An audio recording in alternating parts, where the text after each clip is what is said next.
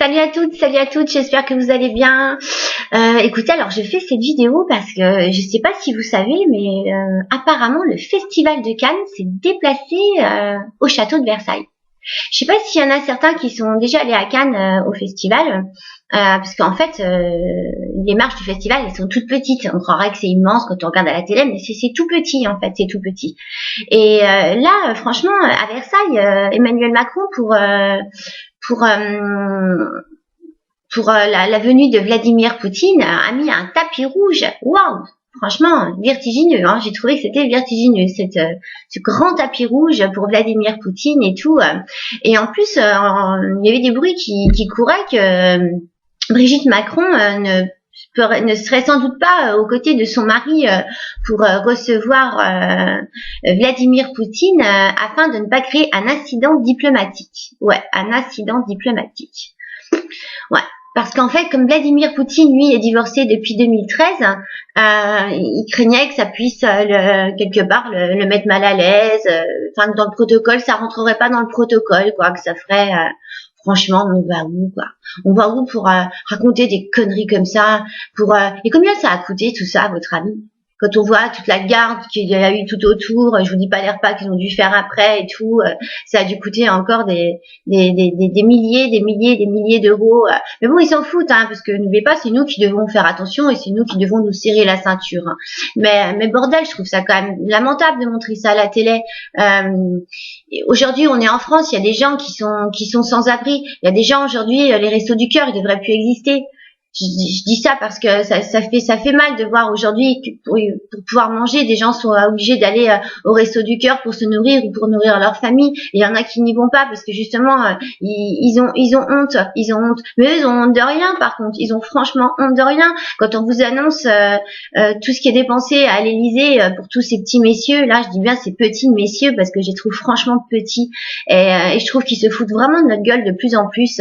Et moi, j'en ai franchement marre de voir des gens galérer. Encore ce matin, je vois une dame qui est à la rue, vous faites 10 mètres plus loin, vous en avez un autre et tout le monde passe à côté et tout le monde s'en fout parce qu'on croirait qu'ils font partie du paysage.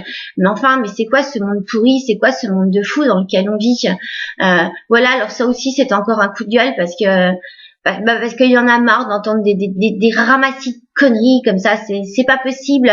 Il faut arrêter de montrer la misère dans les autres pays parce que la misère elle existe en France. Vous les médias, vous aimez bien montrer ce qui se passe dans les autres pays, vous aimez bien montrer des gamins qui sont en train de mourir et tout, mais même en France il y a des gamins qui meurent. C'est sûr, ça nous prend les tripes, ça fait mal de voir les images qu'on voit à la télé. Mais en France, ça existe aussi, mais en France, on filme pas. Ah, en hiver, on va vous montrer qu'il y a des SDF qui sont à la rue parce qu'il fait -10.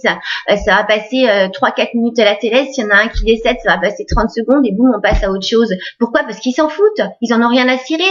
Pourquoi aujourd'hui, ils débloquent pas plus d'argent pour créer des appartements sociaux? Pourquoi ils font pas ça? Mais non, c'est mieux, franchement, de sortir un grand tapis rouge pour recevoir Vladimir Poutine, de le prendre avec des gants pour pas créer un incident diplomatique. Alors je vous dis pas, l'ancien président avec ce qu'il a fait, c'est plus un incident diplomatique qu'il a dû créer, c'était un incident mondial, catastrophique. On a échappé à la guerre nucléaire, du coup, faut arrêter quoi. Voilà, c'est encore un coup de gueule. Je suis désolée de pousser des coups de gueule. D'habitude, je poste des vidéos sur la beauté, c'est peut-être plus agréable, mais ça fait quand même du bien de dire un peu ce qu'on pense.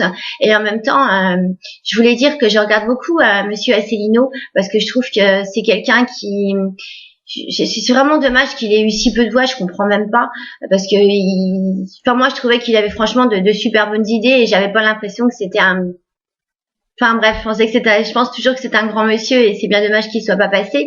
Bon, maintenant, monsieur Macron vient d'être élu tout fraîchement, donc on va passer là-dessus, peut-être que ça ira mieux. Parce que bon, ça a assez fait scandale quand Nicolas Sarkozy a été élu et qu'après il s'affichait sur son bateau sur le bateau de son ami, en jouant les grands seigneurs, ça avait fait scandale. Là, qu'on reçoit Vladimir Poutine en super grande pompe, c'est normal, quoi. C'est normal. Enfin, de toute façon, on est dans un monde où je crois que on dit que les Français, on est chiant parce qu'on n'arrête pas d'aller dans la rue, on n'arrête pas d'aller manifester dans la rue, mais vous avez raison de le faire.